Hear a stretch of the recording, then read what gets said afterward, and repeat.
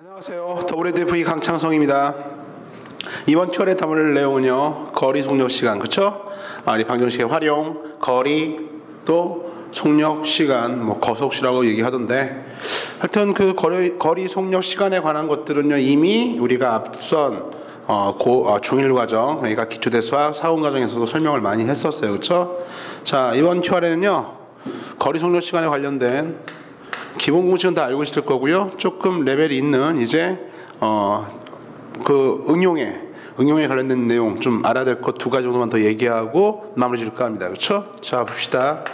거리, 속력, 시간의 관계인데요. 거속시요. 자, 일단 속력이 중요하죠. 속력. 그렇죠? 자, 기본 공식은요. 다시 한번 써보기만 할게요. 속력은요. 시간분의 뭐다? 거리다. 그쵸? 단위를 보면 알 수 있다고 했잖아. 그쵸? 킬로미터 퍼 아워, 미터 퍼 세크 등등. 그쵸? 자, 그러면요. 자, 거리는요. 거리는 속력 곱하기 시간이고요. 그쵸? 속시. 시간과 속력 자리 바꾸면 시간은요. 속력분의 뭐다? 거리다. 그쵸? 이미 앞선 거에서 강의가 있었기 때문에 여기는 패스요. 그쵸? 당연히 알고 있을 거라 생각하고. 자, 이제 거리 속력 시간에 관련된 것들에 대한 문제풀이는요, 대부분 다 이제 그림 그려가지고서 식을 세워서 속력을 맞추나 거리를 맞추나 시간을 맞추나. 일단 첫 번째 주의할게요. 문제가 좀 어려워지면 전에도 얘기했었죠? 단위일치요. 단위일치가 중요하다고. 단위일치. 그렇지? 그래서 단위를 좀 맞춰줘야 돼. 자, 연습이요. 연습. 예를 들어서 선생님이 10m per sec요. 10m per sec. 1초당 10m를요. 여러 개의 단위로 바꿔보도록 할게요. 그렇죠? 보자. 10m per sec 이런 얘기잖아. 1초당 10m 간다는 얘기야. 그렇죠? 1초에 10m 가는 얘기니까 선생님이요. 이거를 킬로미터 per hour로 바꿔볼까요? 킬로미터 per 일단 sec요. sec. 1초당 10m니까요. 이렇게 합시다. 좋아요. 하나씩 바꿔볼게요. 킬로미터 per sec로 바꿔볼게요. 하나씩 바꿔볼게. 그러면은 10m는 사실은요. 얼마입니까? 1초당 10m면요. 같은 단위가 1초당 이제 킬로미터로 바뀌면 10m는 얼마? 10m는요. 예, 1000m가 1km니까 이건요. 0.01, 1%잖아요. 1초당은요. 10m 간다는 걸 1초당 0.01km 간다. 왜요? 0.01km가 10m니까 그래. 그치? 이해 갔어? 또다시 바꿔줄까요? 얘는요. 이렇게 미터 퍼 미닛이요. 근데 분당은 몇 미터 할까? 이런 얘기죠. 분당은 몇 미터 할까? 1초당 10m 갔습니다. 1분당 미터 퍼 분당은 몇 미터 가냐는데, 야, 1초에 10m 갔어요. 그럼 1분이면 60초잖아. 그쵸? 60초죠. 60초에는 몇 미터 할까? 여기다가 60 해줘야겠죠. 그쵸? 따라서 1분에는요, 600m 갑니다. 600m 퍼 미닛. 이게 같은 말이에요. 그쵸? 이해 갔나? 1초당 10m, 그러면 1분당은 몇 미터? 600m. 알겠어요? 이해 갔죠? 그럼 다시 바꾸면 어떻게 되냐면요. 만약에 단위가 이제 미터 퍼 미닛, 분당 몇 미터냐 할 때는 분당 킬로미터로 해야겠구나. 분당 킬로미터요? 얘는요. 자, 1분에 600m예요. 그럼 어떻게 해야 돼요? 1분당은요 0.6km 이렇게 되는 거죠. 그렇죠? 또 바꿔볼까요? 킬로미터 퍼 아워는요. 예, 이제 1분당 0.6 가요. 그러면 1시간이면 60분이잖아. 60 곱해주면 1분당은요 36km per hour요. 예.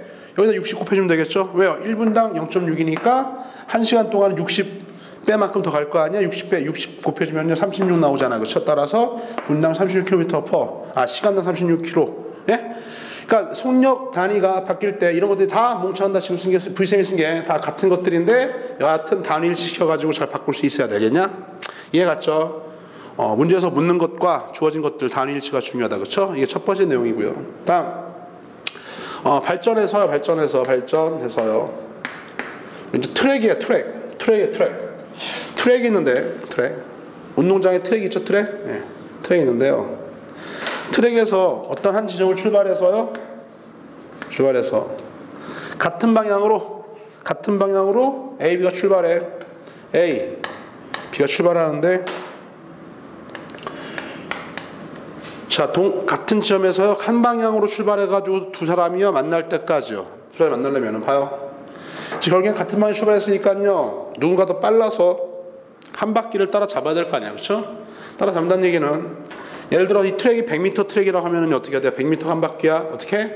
돌아와서 100m만큼을 더 A가 더 많이 뛰어야지만 처음으로 만나겠네요. 그렇죠? 따라서 이것은요. 다음 같아요. 예. 요 같은 방향일 때는요. 같은 방향일 때는요. 자, AB가 움직이는 이동한 거리죠. 그렇죠? 예. 거리의 차가 트랙의 길이요. 트랙 길이요. 거리의 차가 AB가 움직이는 거리의 차이가요. 거리의 차가 트랙의 길이랑 같으면은요. 그러면 어떻게 해야 돼요? 예, 그러면은 만나는 지점을 우리가 확인할 수 있겠다. 알겠죠? 그래서 거리의 차가 트랙 길이니까 만약에 일정한 시간 내에서 만났다고 하면요. 거리의 차가요. 트랙의 길이의 몇 배? 배수배. 알겠어? 예를 들어 이게 만약에 100m 트랙이다 하면요. 자, AB가 움직이는 거리의 차이가 얼마입니까? 100m일 때 만나겠죠. AB의 움직이는 거리의 차이가 100m면 누가 더 빠르든 말든 간에 차는요. 더 큰 거에서 작은 걸 빼는 거야. 그냥 뺄 셈이 아니라. 따라서요. 거리의 차가 100m면 만나. 다음에 또 언제 만날까요? 200m 되면 만나겠죠. 왜요? 그럼 두 바퀴 정도 차이라도 만날 수 있는 거 아니야? 그죠? 그러니까 얘가 움직였어. 얘가 만약에 A가 260m 움직였다. B가 60m 움직였다. 그럼 어떻게 해야 돼요? 예, 얘가 60m 갈 동안에 얘는요 260m니까 260m 되는 지점에서 또 한번 만났겠죠. 그렇죠? 이해 갔어요? 그러니까 예를 들어 얘가 180m 갔다 80m 갔다 어떻게 해야 돼요? 그러면은 180m 한 바퀴 돌고 80m 가는 점에 얘는 이제 여기 온 거니까 그 지점 80m 점에서 만나겠네요. 그렇죠? 즉 뭐다? 달린 움직인 거리의 차이가 트랙의 길이면요 어떻게 만난다 이렇게 이해가죠? 네, 이렇게 정해놓고 문제 풉니다. 다음 이제 이게 아니라요 두 번째로 반대 방향이요. 반대 방향일 때는 말이다 이렇게 되는 거죠. 반대 방향이면 그냥 A가 저렇게 달리는데 B는 이제 반대로 달려요. 한 지점에서 A가 한쪽 방향으로 달리면 B는요 반대 방향으로 반대로 이렇게 출발한단 말이지. 그치? 그럼 어떻게 할까? 이번에는요 A랑 B랑 대충 여기서 만나겠죠. 그렇죠? 만날 텐데 그 만나는 지점은 어떻게 되는 거야? 예. 당연히 이번에는요 두 사람이 움직인 거리의 합이죠. 반대면 거리의 합이 트랙 길이요. 트랙의 길이랑 같으면요 그럼 만나요. 거리의 코너에 몰렸네. 야, 얘가 달린 거리의 합이 얼마입니까? 트랙 길이만 만난다. 그렇죠? 그래서 이것도 요즘에 어떻게 해야 돼요? 예. 만약에 거리 합이 100이야 그러면요 A가 만약 60m, B가 40m 만났을 거 아니야. 그렇죠?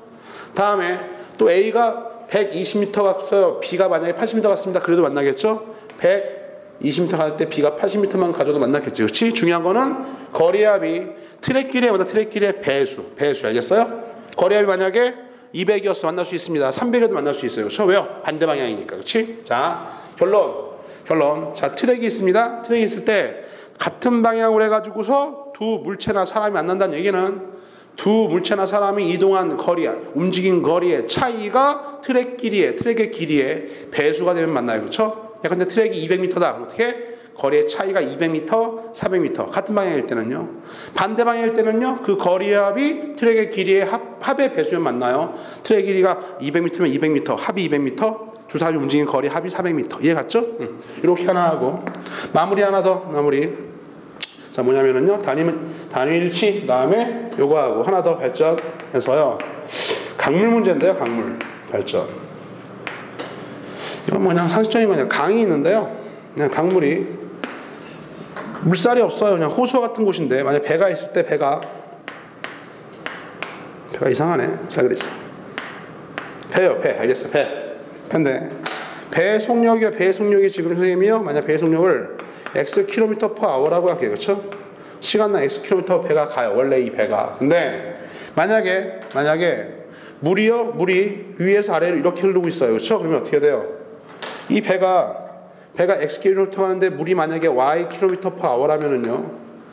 배가 흐르는 방향 역방향으로 물살이 흐르고 있다면요. 이 속력이 다 안 나오겠지. 그렇지? 안 나올 거야. 따라서 이때 배의 속력은 어떻게 해? 이때 배의 속력은요. x에서요. 배가 움직이려고 하는 그러한 속력의 힘에서 속력에서 물살의 속력을 빼준 거. 예. 이런 속력으로 상류 방향으로 진행하는 거죠. 그렇죠? 배의 속력에서 물살의 속력을 빼줘야겠죠. 그렇죠? 만약에 배가 이런 물살의 지원을 받고서 내려간다면요.